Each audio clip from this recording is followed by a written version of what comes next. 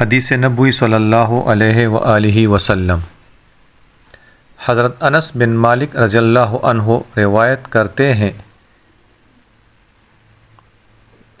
کہ میں ابو طلحہ انصاری، ابو عبیدہ بن الجراح اور ابی بن کعب رضی اللہ عنہم کو کھجور کی شراب پلا رہا تھا۔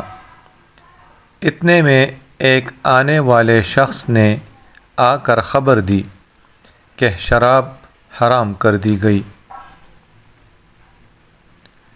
ابو طلحہ رضی اللہ عنہ نے اس شخص کی خبر سنتے ہی کہا، انس، ان مٹکوں کو بڑھ کر سب کو توڑ دے۔